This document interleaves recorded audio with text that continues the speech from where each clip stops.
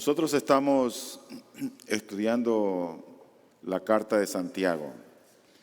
Y la carta de Santiago no es una carta muy larga.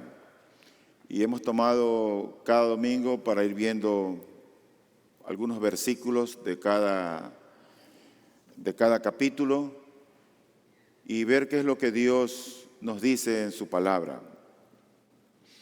Y cuando uno lee cartas como esta, como la de Santiago, uno encuentra que el amor de Dios es como que nos atrapa. El amor de Dios llega a nosotros por medio de lo que Santiago nos escribe. Sin embargo, esta es una carta que muchas veces resulta ser ofensiva, resulta ser dura. Pero Dios dice en su palabra que a aquel que Dios ama lo corrige. Y el propósito de Dios o la intención muchas veces es hacernos reaccionar de la manera como nos conducimos en la vida. A veces nosotros tenemos una manera de conducirnos tal que como nadie nos corrige, como nadie nos habla o como nadie nos dice nada, pensamos que estamos por el camino correcto y pensamos que estamos haciendo bien las cosas, hasta que nos confronta la palabra de Dios y nos hace dar cuenta que no estamos tan bien como nosotros creíamos haber estado. Entonces, cuando Dios escribe palabras como las que estamos viendo en el libro de Santiago, el propósito es cambiar aquellas cosas que aún no hemos cambiado. Que empecemos a caminar como Dios quiere que caminemos. Que hagamos aquellas cosas que Dios quiere que hagamos. Y que desechemos aquellas cosas que aún no hemos desechado. Y durante todo este capítulo del libro de Santiago, lo que nosotros hemos visto es realmente todo relacionado a la fe. Entonces el día de hoy vamos a seguir viendo el tema de la fe, porque aún no hemos terminado el capítulo 2, pero en los versículos que vamos a ver el día de hoy nos vamos a dar cuenta que hay una fe que es verdadera, una fe que nos lleva a la salvación, una fe que nos convierte en hijos de Dios, una fe que trae resultados. Pero asimismo, como hay una fe verdadera, hay una fe falsa. Hay muchos que dicen creer en Dios. Hay muchos que dicen tener a Dios en sus corazones. Es popular esa frase que se oye hoy en día: Dios está conmigo. Y a veces la gente argumenta aquello porque tienen un trabajo, porque tienen un poco de salud, porque tal vez pagaron sus deudas, tal vez porque le aumentaron el sueldo. Entonces ellos ven eso como un favor de Dios y dicen: Dios está conmigo. Pero muchos de ellos lo que tienen es una fe falsa. Y vamos a darnos cuenta qué es lo que Dios nos quiere enseñar por medio de su palabra. Entonces veremos que la fe que salva es una fe que produce frutos, que genera frutos. Entonces, la fe genuina de la que va a pasar a hablar Santiago en estos últimos versículos es o viene a ser el resultado en una persona de alguien que ha creído en Dios, que cree en Dios. Pero también esa fe viene a ser el resultado, o esa fe genuina es el resultado de uno que ha nacido de nuevo, de uno que ha experimentado el nuevo nacimiento. En otras palabras, de uno que es un creyente. Es, como dice la Biblia, de alguien a quien Dios lo ve como su hijo, de alguien que es un cristiano, de alguien que ha sido limpiado, lavado por la preciosa sangre del Cordero de Dios. Y vamos a ver con mucha claridad cuál es la diferencia entre esa fe verdadera de la que habla Santiago y también al mismo tiempo vamos a ver esa fe falsa.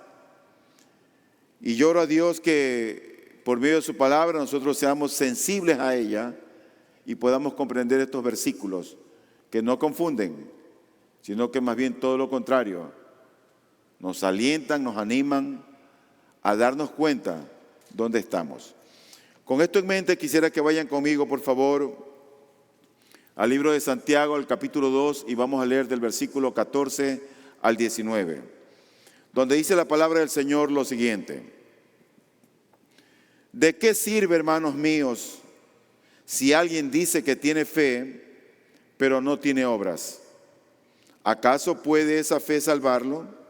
Si un hermano o una hermana no tienen ropa y carecen del sustento diario, y uno de ustedes les dice: vayan en paz, caliéntense y sáciense, pero no les dan lo necesario para su cuerpo, ¿de qué sirve? Así también la fe por sí misma, si no tiene obras, está muerta. Pero alguien dirá: tú tienes fe y yo tengo obras. Muéstrame tu fe sin las obras y yo te mostraré mi fe por mis obras. ¿Tú crees que Dios es uno? Haces bien. También los demonios creen y tiemblan. El título del sermón de esta mañana es: la fe se evidencia en obras. Vamos a leer el versículo 14 para poder comprender un poquito qué es lo que Dios nos habla en este versículo. Y dice el versículo 14 de Santiago 2: ¿de qué sirve, hermanos míos, si alguien dice que tiene fe, pero no tiene obras? ¿Acaso puede esa fe salvarlo? Santiago usa mucho este término, hermanos míos. Y habla así porque él está hablando a personas que él supone que son cristianos. Y como él supone que son cristianos, esa suposición está basada en que esos cristianos que han creído en el Señor deben de conducirse en esta vida con cierto estilo de vida, con cierta manera que es diferente a la de otras personas que no son cristianos. Y él empieza haciendo ciertas preguntas que son retóricas, preguntas que están dirigidas a creyentes. Y Santiago aquí lo que va a hacer es que va a demostrar que una fe que no se manifiesta en obras no existe. No existe una fe así. O por decirlo de otra manera, es una fe estéril. Es una fe que no agrada a Dios.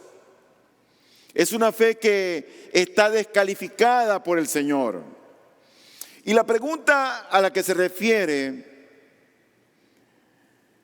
es a una supuesta persona que anda por allí alardeando de su fe, que anda hablando de su fe. No habla de alguien que realmente tiene fe, sino de alguien que alardea de su fe, de alguien que dice que tiene fe. Porque el texto nos dice: ¿de qué sirve, hermanos míos, si alguien dice que tiene fe? Es alguien que está alardeando. El supuesto creyente que aquí nos describe Santiago hace la afirmación de ser una persona de fe. Pero la fe a la que se está refiriendo de este supuesto creyente no va acompañada de obras que la ponen de manifiesto. Es como seguir viviendo esta vida, seguir diciendo soy cristiano y tú no ves obras de ninguna naturaleza. Pero la verdadera fe, vamos a darnos cuenta que por las Escrituras se manifiesta no tanto en lo que se dice, sino en lo que se hace. Ahí vamos a ver que descansa la auténtica fe. Entonces dice Santiago, ¿de qué sirve, hermanos míos, si alguien dice que tiene fe, pero no tiene obras? Yo me pregunto, ¿a qué clase de obras se refiere? Esa es la parte clave aquí del mensaje. ¿Será que tú ayudas a tu abuelita y le das un dinerito de vez en cuando? ¿O te portas bien con tu mamá o tu papá obedeciéndole? ¿Será ese tipo de obras a la que Dios se está refiriendo aquí? Pero lo cierto es que la fe aquí no va acompañada de obras. Y por eso es que él dice, si alguien dice que tiene fe o tiene esa clase de fe, él argumenta y menciona, ¿podrá esa fe salvarle? Ahora, yo no creo que está hablando aquí de una fe que trae salvación. La fe no está, a la que se refiere aquí, no es una fe salvífica, no es una fe que salva, no es una fe que nos pone bien con Dios o bien para con Dios.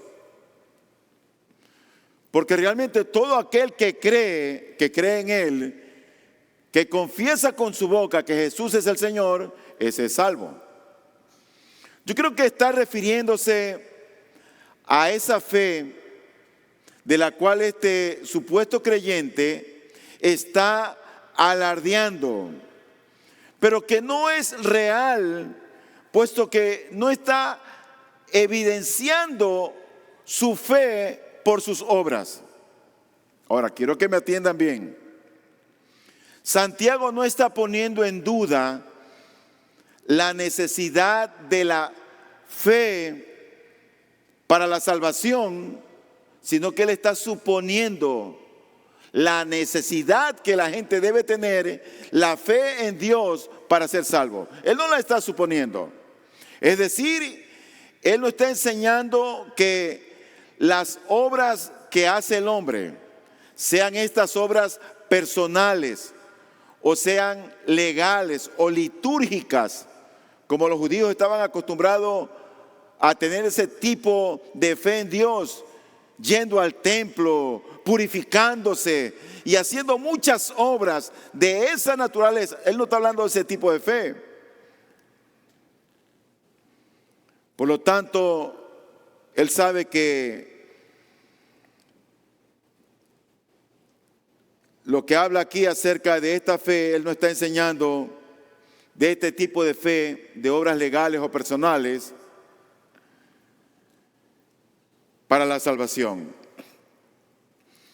Si le estuviera enseñando eso, o si Dios nos estuviera diciendo que se necesitan obras para ser salvos, entonces Dios se estuviera contradiciendo con lo que él ha dicho.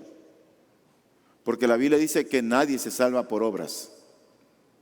La salvación es por la fe en Cristo.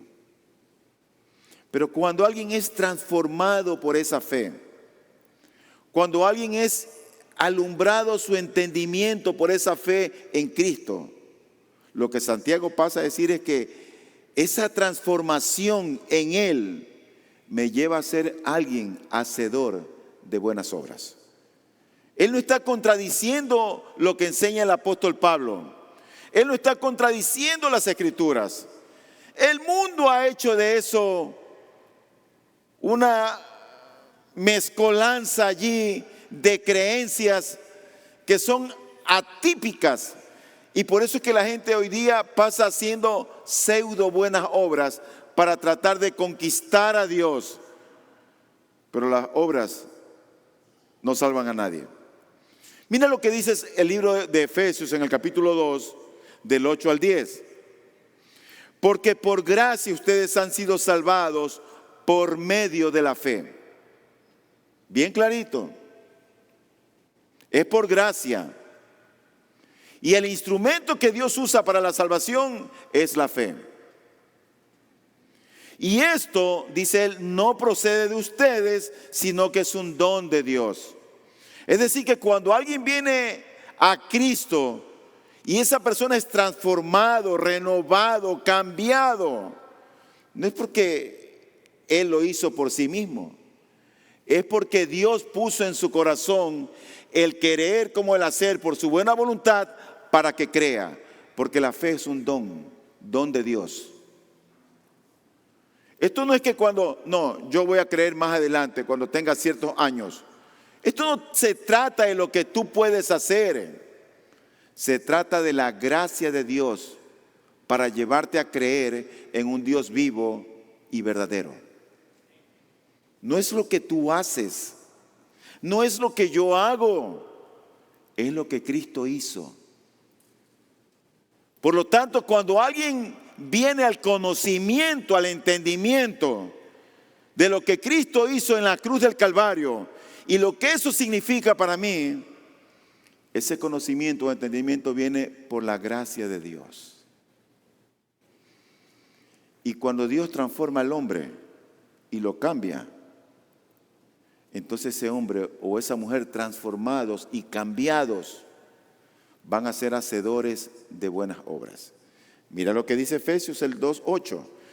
Porque por gracia ustedes han sido salvados por medio de la fe, y esto no procede de ustedes, sino que es don de Dios, no por obras, para que nadie se gloríe. O sea que bien clarito, la salvación no es por obras. Pero ¿cómo que entonces Santiago está diciendo que hagamos obras? El enfoque de ambos es diferente. Lo que Pablo nos está enseñando es que para llegar a la salvación o para llegar a ser justificados o aceptados por Dios, se necesita tener fe. De aquí a acá. Santiago pasa de aquí a acá y dice, ¿tú tienes fe? Ok, ahora haz obras. Son dos enfoques diferentes. No está contradiciendo lo uno a lo otro. Mira lo que dice el 10. Porque somos hechura suya. Esa palabra hechura en el griego quiere decir poema. Es donde se deriva la palabra poema. Cuando Dios nos ha cambiado y nos ha transformado, el cristiano pasa a ser el poema de Dios para la humanidad. Para que el cristiano sea leído por la gente. Porque somos hechura suya, creados en Cristo Jesús. ¿Para qué somos hechura suya? ¿Para qué somos el poema? Para hacer buenas obras. Es a lo que habla Santiago. Las cuales Dios preparó de antemano. ¿Para qué? Para que anduviéramos en ellas. De ahí para adelante es que Santiago entra. Pablo nos dice, tú eres un pecador, tú vas a llegar a ser salvo por medio de la fe. Viene Santiago y dice, ok, ya tienes fe, ahora vas a andar en esas obras de las que habló mi hermano Pablo. No se está contradiciendo. Por lo tanto, Pablo enseña que el creyente no se salva por obras, pero es salvo para hacer obras que ponen de manifiesto la realidad de su fe. Esa palabra, para que anduviéramos en ella, ese andar, aquí tiene el sentido de un estilo de vida. El cristiano tiene un estilo de vida que está caminando para hacer buenas obras. La pregunta sigue ahí. ¿Qué clase de buenas obras es la que tenemos que hacer? Pero Santiago no está rechazando la fe. No la está minimizando para elevar las obras. Santiago no rechaza la fe para sustituirla por las obras, sino que Santiago lo que está mostrando es que si tú tienes fe, esa fe se va a evidenciar por las obras. Para Pablo, la justificación es llegar a alcanzar la posición de justo por medio de la fe. Mira lo que dice Romanos 3:28. Dice, porque concluimos que el hombre es justificado por la fe. Esa parte de ser justificado quiere decir ser aceptado por Dios. En este mundo hay dos clases de personas delante de Dios: los que Dios los ha aceptado y a los que Dios no ha aceptado. Punto. No hay término medio. O tú eres aceptado por Dios o no eres aceptado por Dios. Si tú todavía no has sido aceptado por Dios, eso no tiene probablemente nada que ver con las circunstancias. Dios te ha traído ahí para que tú escuches la palabra, y tal vez Dios te está hablando hace mucho tiempo y no quieres rendir tu vida al Señor. Tú quieres caminar como el llanero solitario, tú quieres ir andando como tú quieras. No tienes autoridad sobre ti, no tienes pastor sobre ti, tú haces lo que tú quieres. Yo le decía a mi esposa cuando pusieron ese himno aquí: haz lo que quieras. Oye, haz lo que quieras, pero no es lo que tú quieras. Haz lo que quieras de mí, Señor.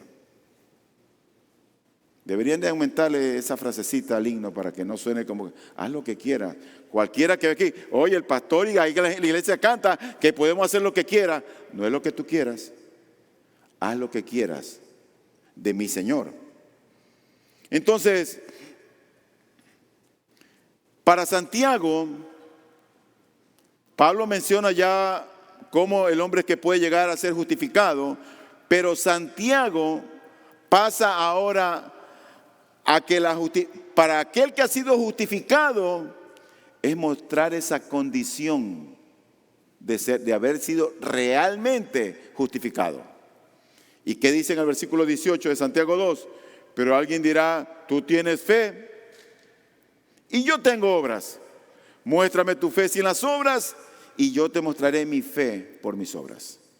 O sea que, en otras palabras, Santiago lo que está diciendo: tú eres cristiano, tú crees en Dios, tú has sido transformado por Dios.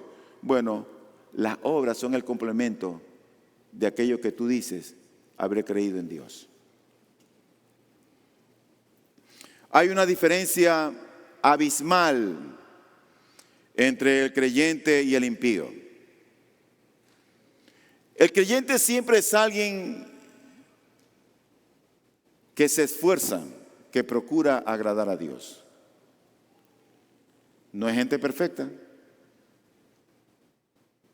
Nos equivocamos, nos resbalamos, caemos a veces, fallamos, pero queremos agradar a Dios. Y como queremos agradar a Dios, cuando pecamos, reconocemos nuestro pecado y entonces nos arrepentimos. Y decimos: Señor, estaba ciego, no veía este pecado. Gracias por abrirme los ojos. Ahora veo. Señor, perdóname. Pero aquel que no es cristiano, él cree que todo lo que hace está bien. Todo lo que dice está bien. El cristiano realmente busca agradar a Dios. Y Dios le ha preparado a ese cristiano de antemano buenas obras para que ande sobre ellas. En cambio, el impío, aquel que no conoce a Dios, o aquel que tiene una fe falsa, o aquel que cree conocer a Dios, o cree ser cristiano, busca agradarse a sí mismo. Es alguien que generalmente alivia su conciencia y hace pseudo buenas obras que no provienen de alguien que ha sido transformado, no provienen de alguien que conoce a Dios, no provienen de alguien que su entendimiento ha sido iluminado, alumbrado. Vienen todavía de una mente oscura y hace cosas buenas para aliviar su conciencia y para de esa manera meterse al bolsillo o tratar de meterse al bolsillo a Dios. Quien ha nacido realmente de nuevo y conoce a Cristo, sigue las pisadas de Cristo. ¿Y qué hizo Cristo? Hechos 10:38.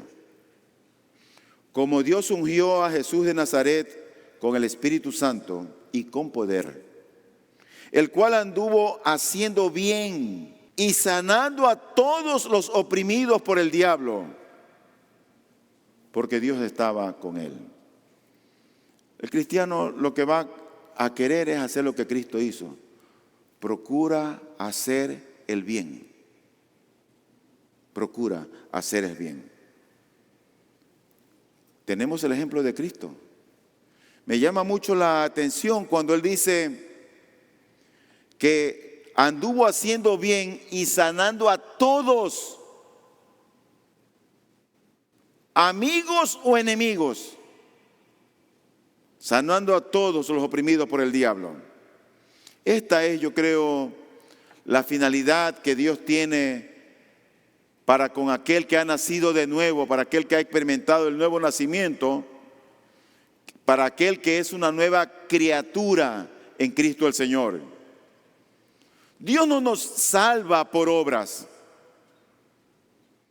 que tú o yo hagamos, pero nos salva para ser hacedores de buenas obras, las cuales Dios ya de antemano las tiene preparadas.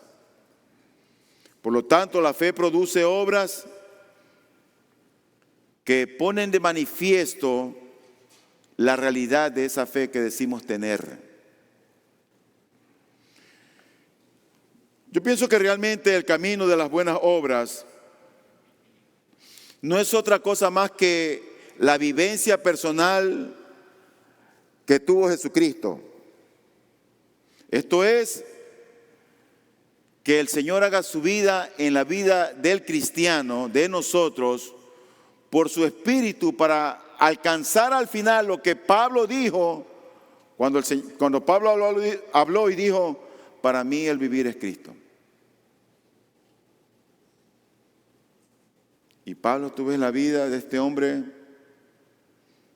que su único interés era proclamar el Evangelio,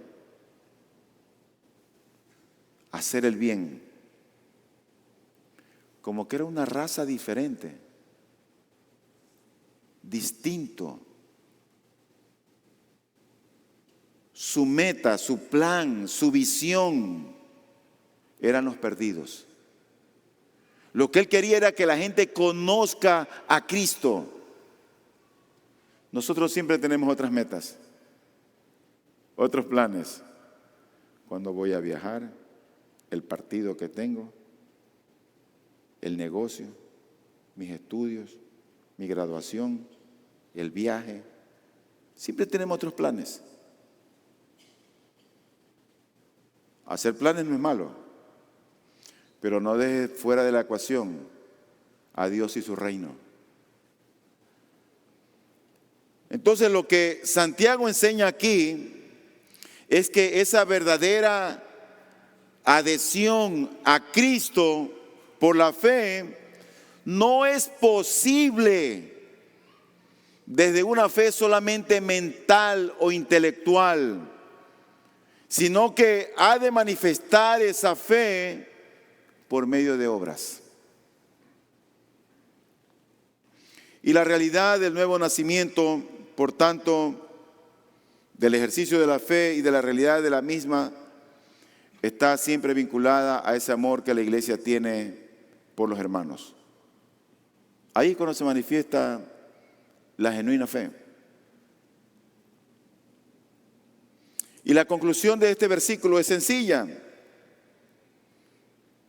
El profesante que dice tener fe y no la muestra en obras, está hablando de una falsa fe que no puede salvar.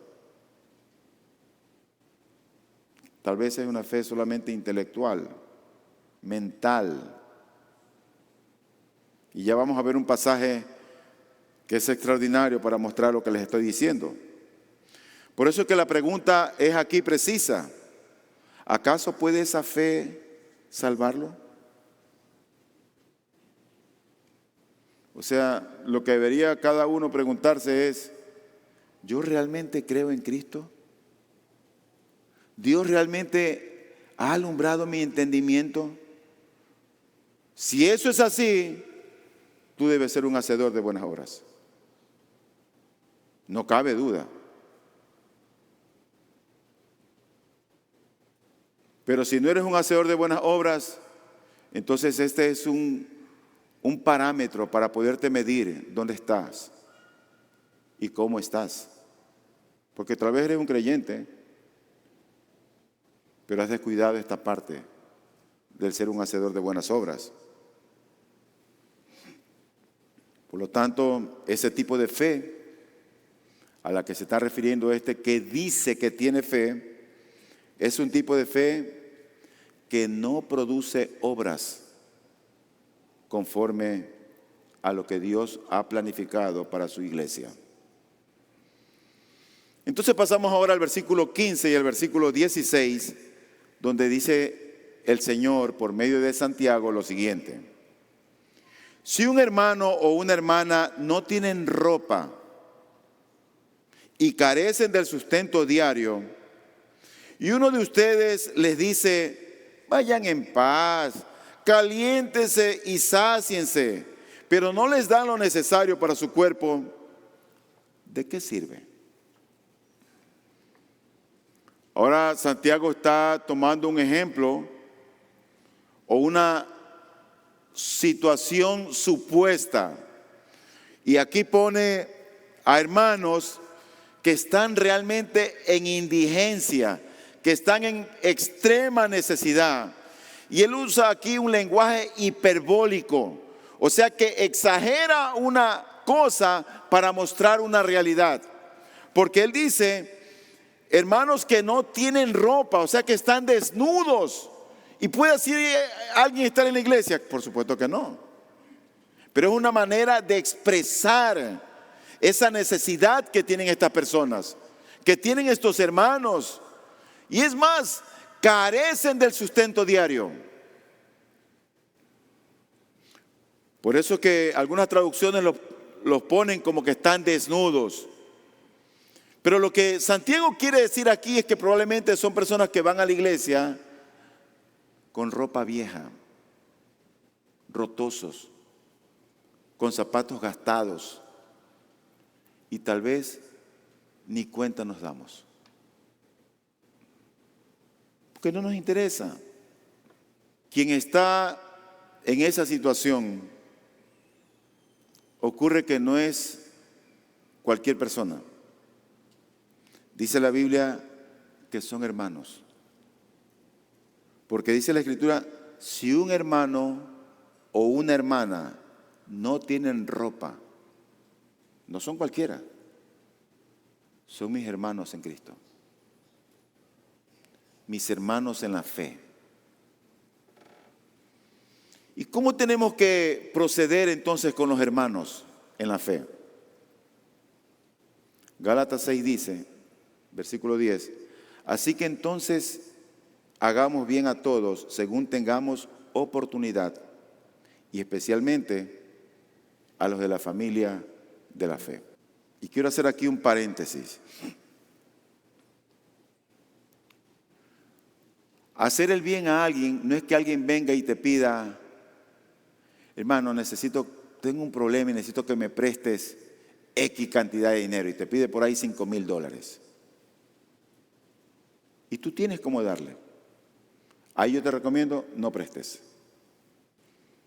Porque esa persona después deja de venir a la iglesia, después no te paga, esa persona da un mal testimonio, tú te enojas, le dices al pastor y ahí se forma el problema. No prestes.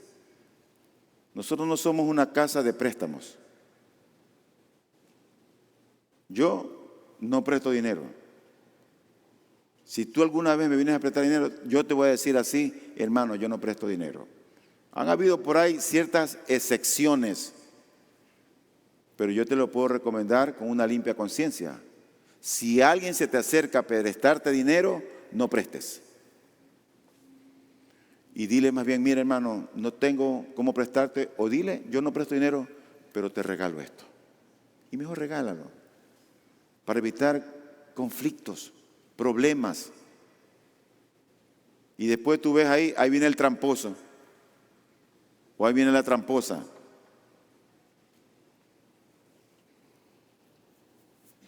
Y aquí en este pasaje lo que estamos viendo es una necesidad que era visible.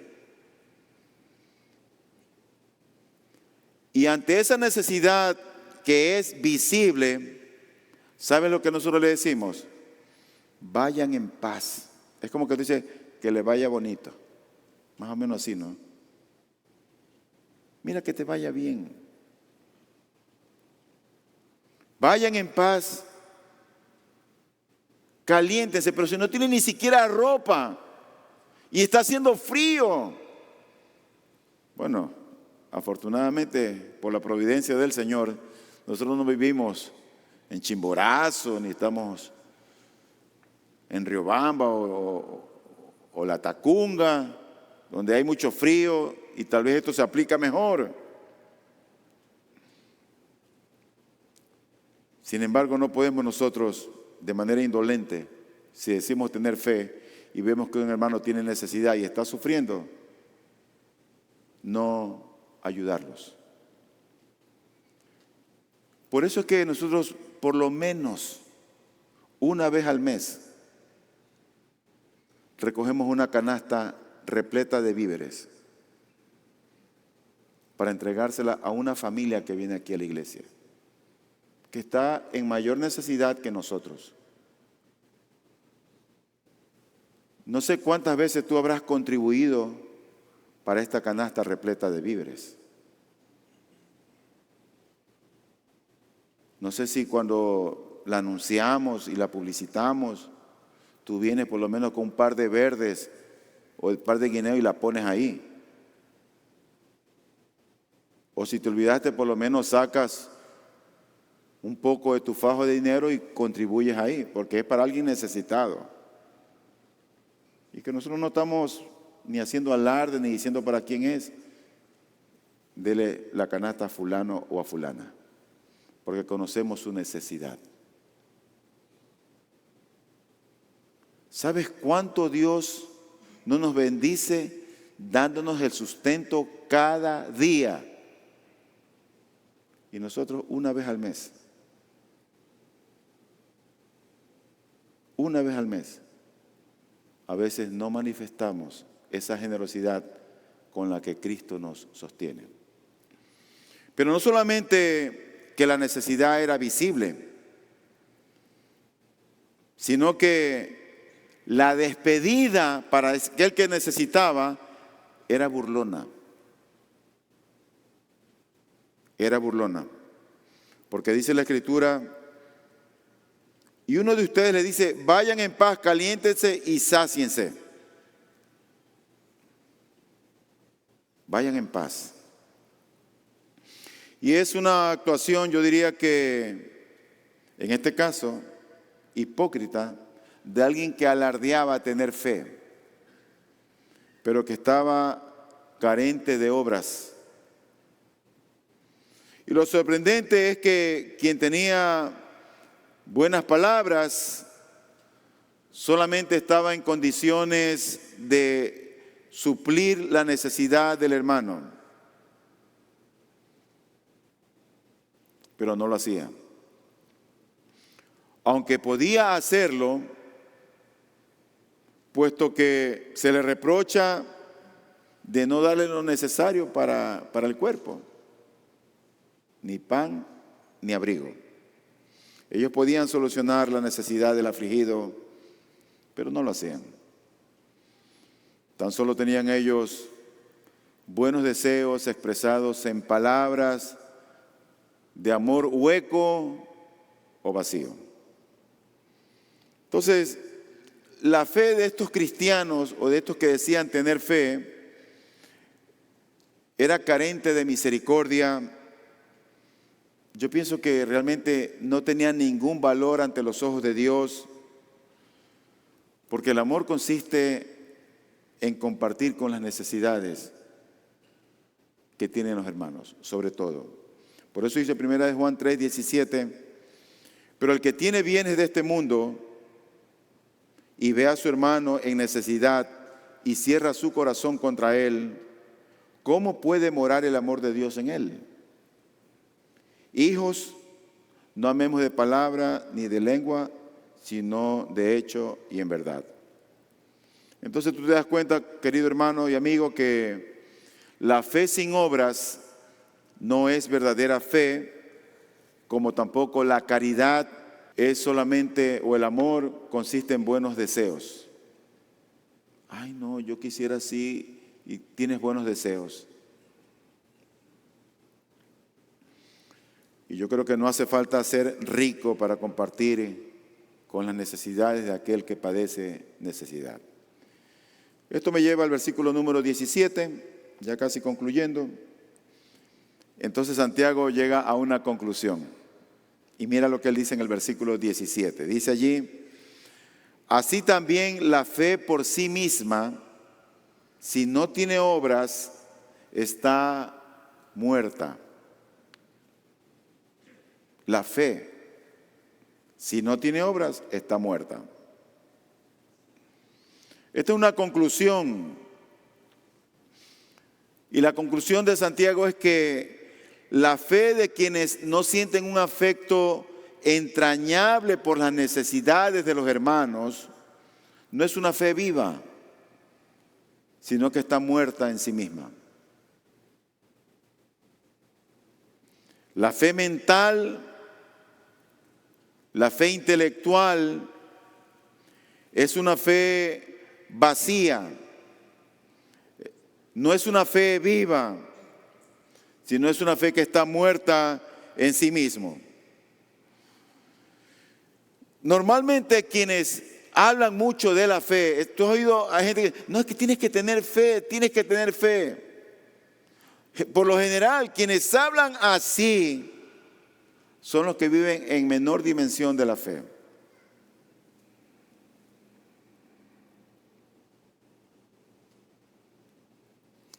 Santiago dice, si no tienes obras, se refiere a una fe infructuosa, sin frutos.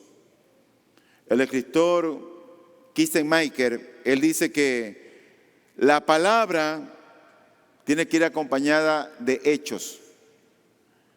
Que la predicación, uno sale a predicar el evangelio, tiene que ir acompañada de una acción social. Porque cuando vamos a predicar el evangelio y se lo llevamos a gente pobre, tal vez hay mucha necesidad allí. Y no vaya solo con el evangelio, anda también con los plátanos y con el arroz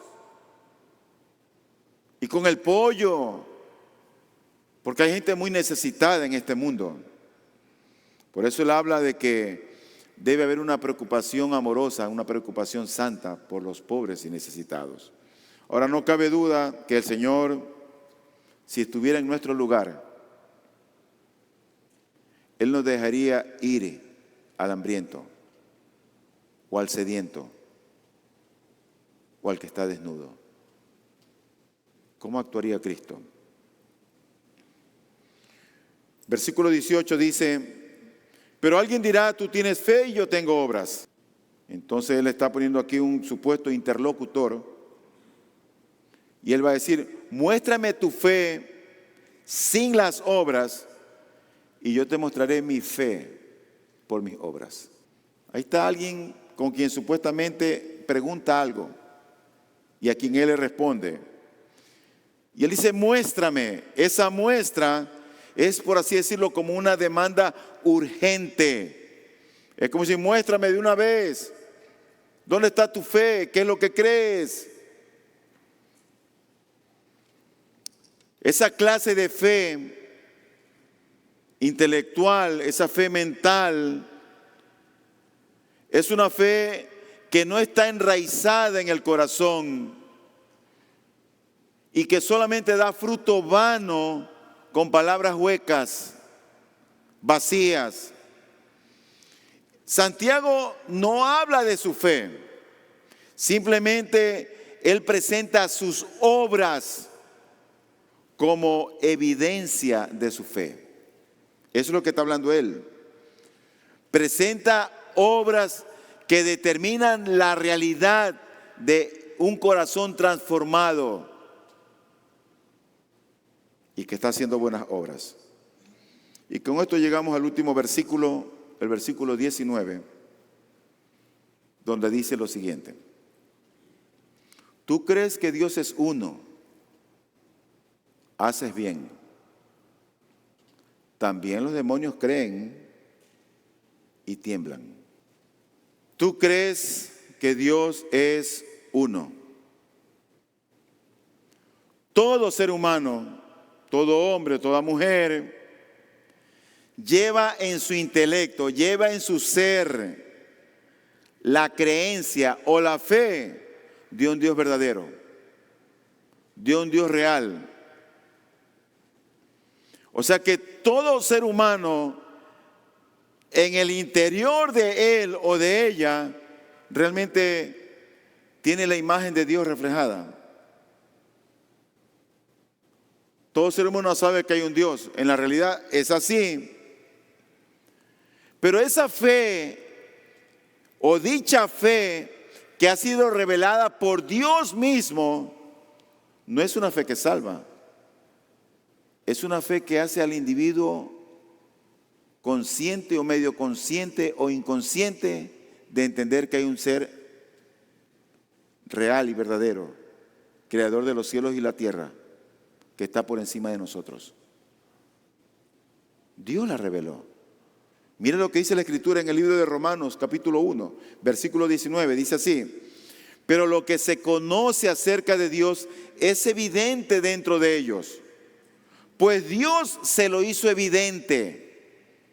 Porque desde la creación del mundo, sus atributos invisibles, su eterno poder y divinidad, se han visto con toda claridad, siendo entendidos por medio de lo creado, de manera que ellos no tienen excusa. Esa es una revelación general de Dios que está en el corazón del hombre. No es una fe salvífica, no es una fe que salva. Entonces, cuando Santiago dice aquí, tú crees que Dios es uno, haces bien. O sea que Dios te reveló eso, que Él existe, haces bien. ¿Estás consciente que hay un Dios? Está muy bien. Esa es una fe intelectual, es una fe mental. Dios la ha revelado. Hay gente que dice, no, yo creo en Dios. Pero esa creencia no es una fe que los lleva a la salvación, sino este tipo de revelación general de parte de Dios. En su misericordia, en su bondad, está ahí latente en el ser la revelación de ese Dios majestuoso y santo. Pero es una fe intelectual que no sirve para la salvación, que no salva. Si no produce un cambio vital en el creyente que se manifiesta en una forma de nueva vida que es visible a través de las obras, es una fe solamente mental. Por eso hay mucha gente que dice, no, yo creo en Dios, pero es solamente mental, es intelectual. Y la prueba de esa inutilidad de esa fe meramente intelectual se hace evidente en este pasaje mediante la alusión a la fe que tienen los demonios o a la creencia que tienen los demonios en Dios. Porque mira lo que dice el versículo otra vez, versículo 19. ¿Tú crees que Dios es uno? O sea, ¿tú crees? Sí, yo creo en Dios. Pues tú no ves obras. Santiago le dice a ellos, sí, haces bien. Déjame decirte una cosa. También los demonios creen. Y tiemblan, dice él. ¿Qué quiere decir esto? Bueno, hay varios pasajes que nos ilustran la actitud de los demonios para con el Dios hecho hombre, Jesucristo. Hay muchos versículos. La Biblia nos presenta en Marcos 5 la historia de ese hombre que era un endemoniado, que vivía en una ciudad de los Gadarenos, dice la Escritura. Pero en Marcos 1, 23, 24, que se resume lo que allí dice más adelante, dice lo siguiente. En ese momento estaba en la sinagoga de ellos un hombre con un espíritu inmundo, el cual comenzó a gritar: ¿qué tienes que ver con nosotros, Jesús de Nazaret? ¿Has venido a destruirnos? Yo sé quién tú eres, el Santo de Dios. Mira, estos demonios habían entrado en un hombre. Cuando vieron a Dios en Cristo, comenzaron a gritar. Se sentían atormentados por Dios. Estaban como aterrorizados por Dios. Y los demonios creen en Dios, pero siguen actuando contra Él. Así es el impío. Al impío, al que no tiene esa fe en Cristo que salva, tiene esa fe que le ha sido revelada de una manera general. El impío sabe que Dios existe, pero sigue endurecido su corazón para entregarlo a Cristo. ¿Y sabes qué es lo que dice? No estoy preparado. No estoy listo. Se escuda con eso porque no quiere soltar su pecado. Santiago está poniendo aquí en evidencia que si alguien ha nacido de nuevo, que si alguien tiene su fe en Cristo, ese es un hacedor de buenas obras.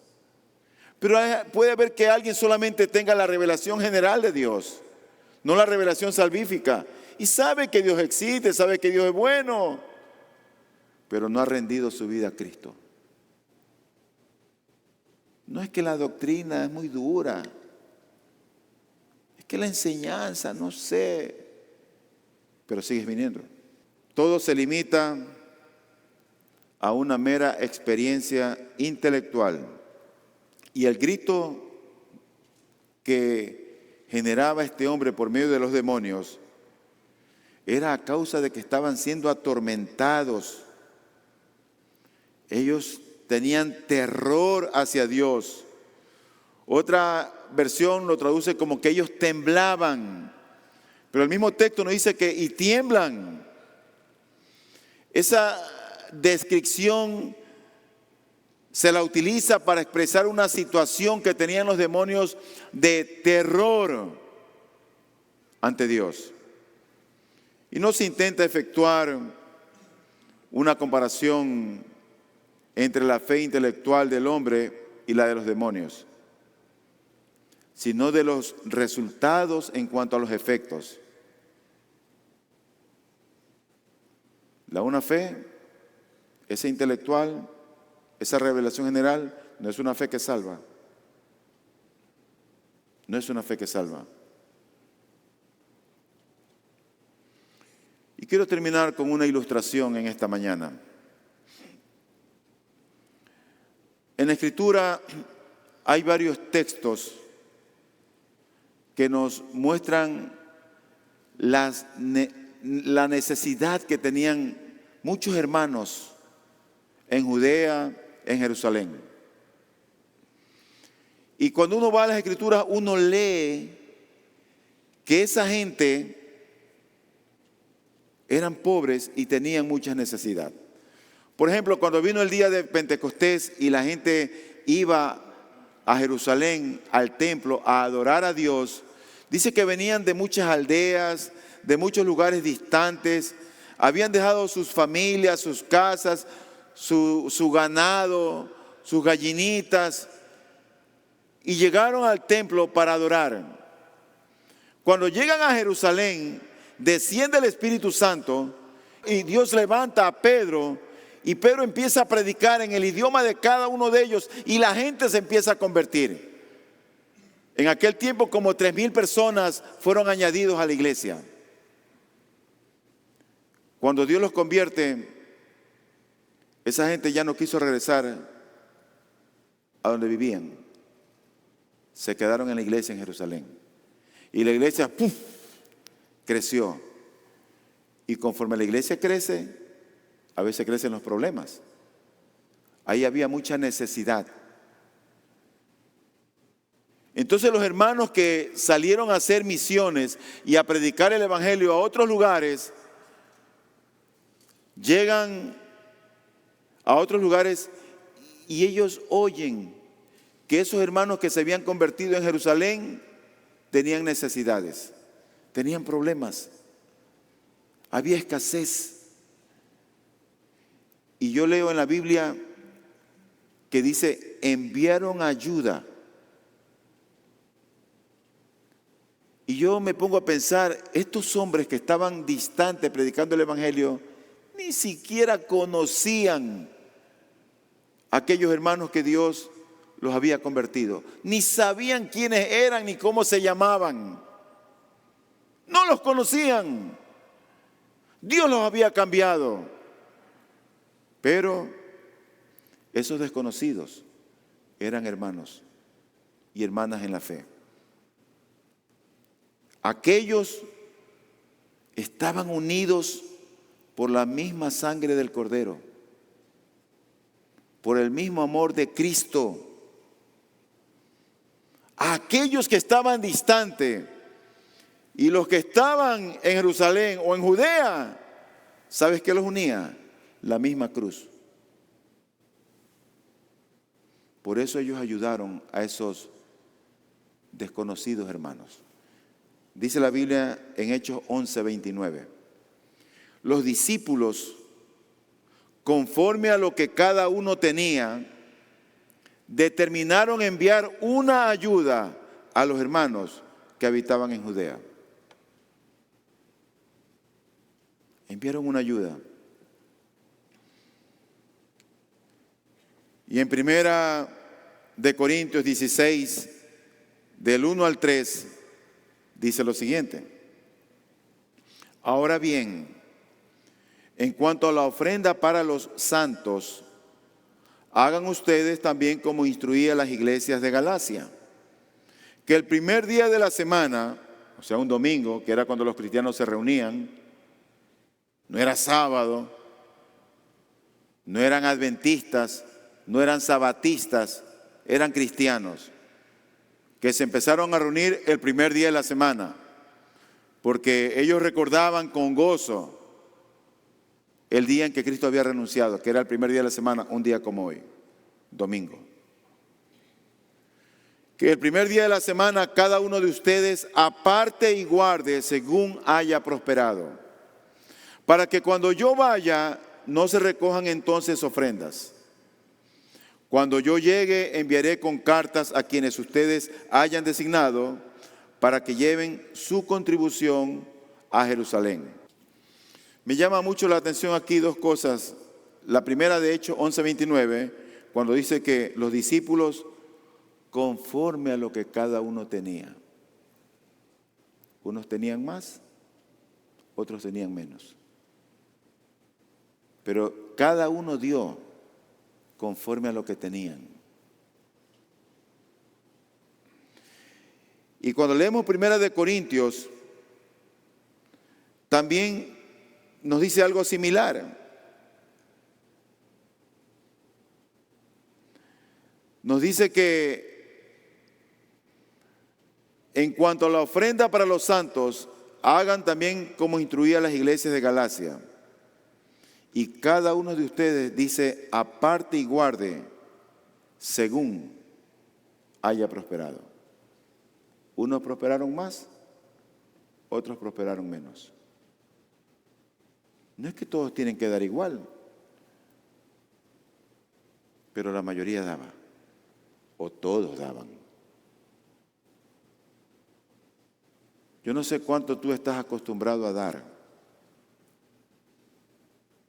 Y cuando yo hablo del dar, lo quiero hablar, la verdad, con mucha liberalidad, con mucha transparencia, porque yo aquí no cobro $1 por predicar ni por ejercer el cargo de pastor. Yo no soy un pastor aquí asalariado. Yo vivo de lo que Dios me ha dado en mi trabajo. Y para mí es un gozo servir a mi Señor. Y en vez de yo recibir, a la iglesia yo doy. Y Dios me bendice con su palabra, con el gozo de tenerlo cerca, con el gozo de que me escucha. Pero yo no sé si tú te has acostumbrado a dar. No sé con qué frecuencia, cuando vienes a la iglesia, ofrendas. No sé con qué frecuencia haces buenas obras. No sé con qué frecuencia, cuando hay la canasta repleta de víveres,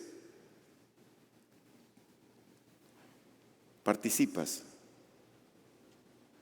Este no es un estímulo para meterte la mano al bolsillo, por si acaso. Esto es para recordarte simplemente lo que Dios dice en su palabra. Porque la Biblia me dice que más bienaventurada cosa es dar que recibir. Ni tampoco estoy transformando o desviándome del sermón. Santiago habla muy claro de que aquel que tiene fe es alguien que es hacedor de buenas obras. Pablo habla de aquel que no conoce a Cristo, para ser aceptado por Cristo, tiene que tener fe. Son cosas diferentes las que hablan. Y yo oro a Dios que en verdad Cristo sea revelado en ti, para que tú y yo caminemos en aquellas buenas obras o andemos en aquellas buenas obras que el Señor ha preparado de antemano. Así que vamos a orar en esta hora, a dar gracias al Señor y que Dios nos ayude a corregir lo que tenemos que corregir. Oremos.